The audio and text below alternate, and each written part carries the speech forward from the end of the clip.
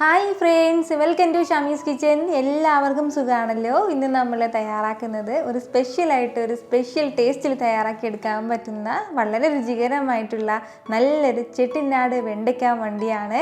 അപ്പോൾ ഇതിന്റെ ഡീറ്റെയിൽസ് ഒന്നും മിസ് ആകാതിരിക്കാൻ വേണ്ടി എല്ലാവരും ഒന്ന് സ്കിപ്പ് ചെയ്യാതെ കണ്ടേക്കണം. കൂടെ തന്നെ നമ്മുടെ ഈ ഷമീസ് കിച്ചൻ ചാനൽ ഇതുവരെയും സബ്സ്ക്രൈബ് ചെയ്യാത്തവരാണെന്നുണ്ടെങ്കിൽ അല്ലെങ്കിൽ ഇത് ആദ്യമായിട്ടാണ് കാണുന്നതെങ്കിൽ പ്ലീസ് ഒന്ന് സബ്സ്ക്രൈബ് ചെയ്തേക്കണേ. ആ തൊട്ടടുത്ത് കാണുന്ന ബെൽ ഐക്കണിൽ ഓൾ കൂടി ഒന്ന് മറക്കാതെ പ്രസ് ചെയ്തേക്കണം. എന്നാൽ ശരി, നമുക്ക് വേഗം വീഡിയോയിലേക്ക് പോകാം. വളരെ സിമ്പിളായിട്ട് തയ്യാറാക്കി എടുക്കാൻ പറ്റുന്നതും എന്നാൽ വളരെ രുചികരമായിട്ട് കിട്ടുന്ന ഒന്നാണ് കേട്ടോ ഇത്. അപ്പോൾ ഇതിന് വേണ്ടിയിട്ട് നമുക്കൊരു കടായി ഒന്ന് അടുപ്പത്തേക്ക് വെച്ച് കൊടുക്കാം. അതൊന്ന് ചൂടായി വരുമ്പോഴത്തേക്കും അതിലേക്ക് ഒരല്പം മാത്രം ഒരു 2 ടീസ്പൂൺ അളവിൽ വെളിച്ചെണ്ണ ചേർത്ത് കൊടുക്കാം.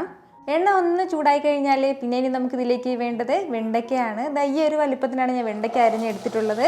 150 ഗ്രാം അളവിൽ മാത്രം മതിയാവും. അപ്പോൾ വെണ്ടയ്ക്ക എല്ലാം ചേർത്ത് കൊടുത്തതിന് ശേഷം ഒരു മീഡിയം ഫ്ലെയിമിൽ വെച്ച് കൊടുത്തിട്ട് നല്ലതുപോലെ നമുക്കൊന്ന് വഴറ്റിയെടുക്കാം. ഒരുപാട് സമയത്ത് നമ്മൾ വഴറ്റേണ്ട ആവശ്യമൊന്നുമില്ല. ഏകദേശം ഒരു 2-3 മിനിറ്റ് മാത്രം വഴറ്റിയെടുത്താൽ മതിയാകും. അപ്പോഴത്തേക്ക് നമ്മുടെ ഈ വെണ്ടയ്ക്കയുടെ ആ ഒരു സ്റ്റിക്നെസ് ഒക്കെ മാറിയിട്ട് ചെറുതായിട്ട് ഇങ്ങനെ വാടി കിട്ടും. അപ്പോൾ ചെറുതായിട്ട് ഇങ്ങനെ വെന്ത് തുടങ്ങുന്നതേ ഉണ്ടാവുള്ളൂ. അങ്ങനെ അത്രയും മാത്രം മതിയാകും കേട്ടോ, ഒരുപാട് സമയത്ത് വഴറ്റണ്ട. ഈ ഒരു സമയം തന്നെ നമ്മുടെ ഈ വെണ്ടയ്ക്കയ്ക്ക് മാത്രം ആവശ്യമായിട്ടുള്ള ഉപ്പും കൂടി ഒന്ന് ചേർക്കാം. ഒരുപാട് ഉപ്പ് ചേർക്കരുത്. ഒരു 2 മിനിറ്റ് നമ്മൾ ഇതുപോലെ ഒന്ന് വഴറ്റിയെടുക്കുമ്പോഴത്തേക്കും നമ്മുടെ വെണ്ടയ്ക്കയിലുള്ള ആ സ്റ്റിക്നെസ് ഒക്കെ മാറിയിട്ട് ലൈറ്റായിട്ട് ഒന്ന് വെന്ത് തുടങ്ങും. ഈ ഒരു സമയം നമുക്കിനി ഇതൊരു ബൗളിലേക്കൊന്ന് മാറ്റി വെക്കാം. വീണ്ടും അതേ കടായിലേക്ക് തന്നെ ഒരല്പം എണ്ണയും കൂടി ചേർത്ത് കൊടുക്കാം. എണ്ണ ഒന്ന് ചൂടായി വരുമ്പോഴത്തേക്കും പിന്നെ ഇതിലേക്ക് വേണ്ടത് ഒരു 1/2 ടീസ്പൂൺ അളവിൽ കടുകും കൂടിയാണ്. കൂടെ തന്നെ ഇതുപോലെ ഒരു 1/4 ടീസ്പൂൺ അളവിൽ മുഴുവൻ ഉലുവയും കൂടി നമുക്ക് ആവശ്യമായിട്ടുണ്ട്. അപ്പോൾ അതും ചേർക്കാം. ഇനി വേണ്ടത് മുഴുവൻ ഉഴുന്നും കൂടിയാണ്. 1 ടീസ്പൂൺ അളവിലാണ് മുഴുവൻ ഉഴുന്ന് എടുത്തിട്ടുള്ളത്. അപ്പോൾ ഇത്രയും ചേർത്ത് കൊടുത്തതിന് ശേഷം ലൈറ്റായിട്ടൊന്ന് വറുത്ത് കൊടുക്കാം. ഇതുപോലെ ലൈറ്റായിട്ട് കടുക് പൊട്ടുന്നവരെ മാത്രം ഒന്ന് വറുത്തെടുത്താൽ മതിയാവും.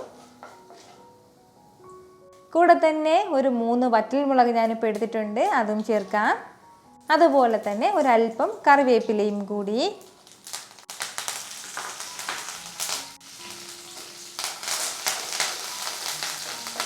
ഇനി നമുക്കിതിലേക്ക് വേണ്ടത് മീഡിയം സൈസിലുള്ള ഒരു സവാള ചെറുതായിട്ടൊന്ന് അരിഞ്ഞെടുത്തിട്ടുണ്ട്, അതും കൂടിയാണ്. വലിയ സവാളയാണെന്നുണ്ടെങ്കിൽ പകുതി മതിയാവും. അപ്പോൾ ഈ സവാളയും ചേർത്ത് കൊടുത്തതിന് ശേഷം നന്നായിട്ട് പിന്നെ നമുക്കൊന്ന് വഴറ്റി കൊടുക്കാം. ഒരുപാട് സമയത്ത് കളർ മാറുന്നവരെ വഴറ്റണ്ട. ഫ്ലെയിം ഒന്ന് മീഡിയത്തിൽ തന്നെ വെച്ചിരുന്നാൽ മതിയാവും. ഒരുപാട് ഫ്ലെയിം കൂട്ടിയും വെക്കേണ്ട, നന്നായിട്ട് ഫ്ലെയിം കുറച്ച് വെക്കേണ്ട ആവശ്യമില്ല. പെട്ടെന്ന് തന്നെ നമുക്ക് തയ്യാറാക്കി എടുക്കാൻ പറ്റുന്ന ഒരു കറിയാണ്.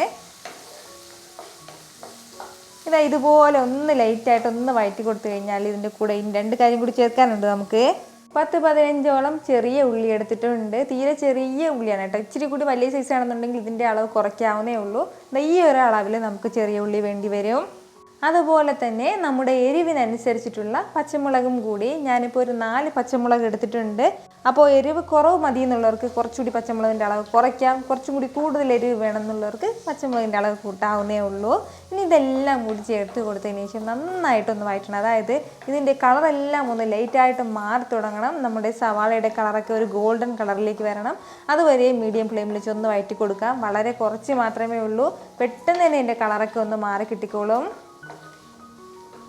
നമ്മൾ സാധാരണ വെണ്ടയ്ക്ക വെച്ചിട്ട് ഒരുപാട് കറികളെല്ലാം തയ്യാറാക്കി എടുക്കാറുണ്ട്. അപ്പോൾ ഒരുപാട് റെസിപ്പി ഞാൻ പോസ്റ്റ് ചെയ്തിട്ടുണ്ട്. പക്ഷേ അതിൽ നിന്നെല്ലാം വ്യത്യസ്തമായിട്ടുള്ള രീതിയിലും വ്യത്യസ്തമായിട്ടുള്ള ടേസ്റ്റിലാണ് കേട്ടോ നമുക്ക് ഈ കറി കിട്ടുന്നത്. അപ്പോൾ നമ്മൾ ചേർത്ത് കൊടുത്തിട്ടുള്ള എല്ലാം ഇതുപോലെ പകുതിയോളം അളവിൽ ഒന്ന് വഴണ്ടിയിട്ട് വെന്ത് കിട്ടിയിട്ടുണ്ട്. ഈ ഒരു സമയം ഇനി നമുക്കിതിലേക്ക് വേണ്ടത് വെളുത്തുള്ളി അല്ലിയും കൂടിയാണ്. ഇതുപോലെ ഒരു 8 അല്ലി വെളുത്തുള്ളി നമുക്ക് വേണം. വെളുത്തുള്ളി അല്ലിയും ചേർത്ത് കൊടുത്തതിന് ശേഷം വീണ്ടും ഒന്ന് വഴറ്റിയെടുക്കാം. കുറച്ച് സമയം ഇതൊന്ന് വഴറ്റി കൊടുക്കുമ്പോഴത്തേക്കും ഇതുപോലെ എൻ്റെ കളറൊക്കെ ഒന്ന് മാറിക്കിട്ടും. ലൈറ്റായിട്ട് കളറെല്ലാം ഒന്ന് മാറി തുടങ്ങുമ്പോഴത്തേക്കും പിന്നെ ഇനി ഇതിലേക്ക് വേണ്ടതാണ് പുളിവെള്ളവും കൂടി. അപ്പോൾ ഞാനിപ്പോൾ ഒരു നെല്ലിക്ക വലിപ്പത്തിനുള്ള പുളി എടുത്തിട്ട് നന്നായിട്ടൊന്ന് പിഴിഞ്ഞ് അതിൻ്റെ വെള്ളം മാത്രം എടുത്തിട്ടുണ്ട്. ആ പുളിവെള്ളം നമുക്ക് ഇതിലേക്കൊന്ന് ചേർത്ത് കൊടുക്കാം. കൂടെ തന്നെ പിന്നെ ഇതിലേക്ക് വേണ്ട നമുക്ക് പ്രധാനപ്പെട്ട ഒരു കാര്യമാണ് അരി കഴുകിയ വെള്ളം കൂടി.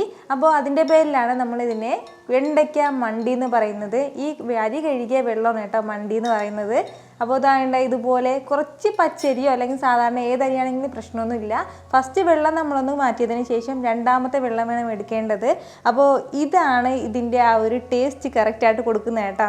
അപ്പോൾ ഏകദേശം 2 കപ്പോളം അരിവെള്ളം മാത്രം മതിയാവും. അരി കഴുകിയ വെള്ളമാണ്.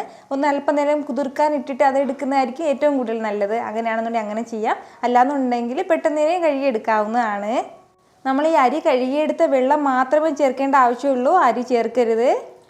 ഞാൻ നിങ്ങൾക്ക് കറക്റ്റായിട്ട് മനസ്സിലാക്കാൻ വേണ്ടിയിട്ടാണ് അരിയും കൂടി ഇട്ടിട്ടുള്ള വെള്ളം എടുത്തിട്ടുള്ളത്. ഇനി നമുക്കിതിലേക്ക് ആവശ്യത്തിനുള്ള ഉപ്പും കൂടി ഒന്ന് ചേർത്ത് കൊടുക്കാം. അപ്പോൾ ഉപ്പും ചേർത്ത് കൊടുത്തതിന് ശേഷം നന്നായിട്ട് ഇതെല്ലാം കൂടി ഒന്ന് മിക്സ് ചെയ്ത് കൊടുക്കാം.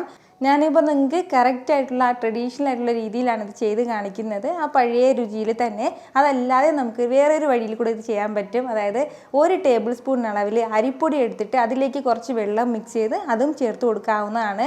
ഈ രണ്ടും സെയിം രീതി തന്നെയാണ്. ആ പഴയ രീതിയിൽ ചെയ്യുമ്പോഴത്തേക്കും ഇങ്ങനെ വേണം തയ്യാറാക്കി എടുക്കാനായിട്ട് കേട്ടോ. അത്രയും മാത്രമേ വ്യത്യാസമായിട്ടുള്ളൂ. ഇനി നമ്മുടെ ഈ കറി നല്ലതുപോലെ തിളച്ച് വരട്ടെ. ഇതുപോലെ നന്നായിട്ടൊന്ന് തിളച്ച് കഴിഞ്ഞാൽ പിന്നെ ഇനി നമുക്ക് വേണ്ടത് നമ്മൾ നേരത്തെ തയ്യാറാക്കി വെച്ചിരിക്കുന്ന നമ്മുടെ വെണ്ടയ്ക്കയും കൂടി ഇതിലേക്കൊന്ന് ചേർത്ത് കൊടുക്കാം.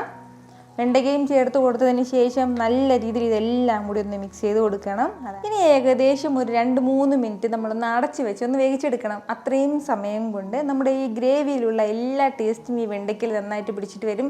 നമ്മൾ പ്രത്യേകം ശ്രദ്ധിക്കേണ്ട ഒരു കാര്യം, ഇതിലേക്ക് നമ്മൾ പ്രത്യേകിച്ച് വേറെ മസാല പൊടികളൊന്നും ചേർത്തിട്ടില്ല. അപ്പോൾ ഈ ഒരു രീതിയിൽ വേണം ഇതൊന്ന് തയ്യാറാക്കി എടുക്കാനുണ്ട് കേട്ടോ. അതായത് വളരെ സിമ്പിളായിട്ടായിരിക്കും കാണാൻ കറി, പക്ഷേ കഴിക്കാനായിട്ടൊരു സ്പെഷ്യൽ ടേസ്റ്റിലായിരിക്കും നമുക്ക് കിട്ടുന്നത്. മസാലകളൊന്നും നമുക്ക് ഇതിലേക്ക് ആവശ്യമായിട്ടില്ല. ഇതിപ്പോൾ നല്ലതുപോലെ ഒന്ന് തിളയ്ക്കാൻ തുടങ്ങിയിട്ട് 2 മിനിറ്റോളം ആയിട്ടുണ്ട്. ഇനി നമുക്കൊന്ന് തുറന്ന് നോക്കാം. നമ്മുടെ വെണ്ടയ്ക്ക മണ്ടിയെല്ലാം നല്ല സൂപ്പറായിട്ട് തന്നെ ഇത് റെഡിയായിട്ട് വന്നിട്ടുണ്ട്. ഈ ഒരു രീതിക്കായിരിക്കും കേട്ടോ നമുക്കിത് കിട്ടുന്നത്. ഇതുപോലെ ഇത്രയും കട്ടിക്കായിരിക്കും നമ്മുടെ ഗ്രേവി ഉണ്ടായിരിക്കുന്നത്, അധികം കട്ടി ഉണ്ടാവില്ല. അപ്പോൾ ഇതുപോലെ തയ്യാറാക്കി എടുത്തു കഴിഞ്ഞാൽ പിന്നെ ഇനി വേറെ ഒന്നും വേണ്ട, ഫ്ലെയിം ഓഫ് ചെയ്യാം. ചൂടോടുകൂടി തന്നെ നമുക്ക് സെർവ് ചെയ്യാവുന്നതാണ്. വളരെ രുചികരമായിട്ടാണ് കേട്ടോ നമുക്കിത് കിട്ടുന്നത്. അധികം മസാലകളൊന്നും ചേർക്കാതെ തയ്യാറാക്കി എടുക്കുന്ന ഒരു വെണ്ടയ്ക്ക മണ്ടിയാണ്. ചോറിൻ്റെ കൂടെയും നമുക്ക് ഇഷ്ടമുള്ള എന്തിൻ്റെ കൂടെയും വേണമെന്നുണ്ടെങ്കിൽ നമുക്കിത് സൈഡായിട്ട് വെച്ച് കഴിക്കാവുന്നതാണ്. അപ്പോൾ എല്ലാവരും ഒന്ന് ട്രൈ ചെയ്ത് നോക്കിയതിന് ശേഷം നിങ്ങളുടെ ഫീഡ്ബാക്ക് എനിക്ക് മറക്കാതെ ഒന്ന് അറിയിക്കണം. കൂടെ തന്നെ ഈ വീഡിയോ ഇഷ്ടമായാൽ ഇതൊന്ന് ലൈക്ക് ചെയ്യാനും നിങ്ങളുടെ ഫ്രണ്ട്സിനും ഫാമിലിക്കും എല്ലാവർക്കും ഇതൊന്ന് ഷെയർ ചെയ്ത് കൊടുക്കാനും ആരും മറക്കരുത്. വീണ്ടും നല്ലൊരു ഉഷാർ വീഡിയോ ആയിട്ട് നാളെ 2 മണിക്ക് കാണാം. അതുവരേക്കും എല്ലാവരും ഹാപ്പി ആയിട്ടിരിക്കുക, സന്തോഷമായിട്ടിരിക്കുക, എല്ലാവരും സേഫ് ആയിട്ടിരിക്കണം. Take care friends.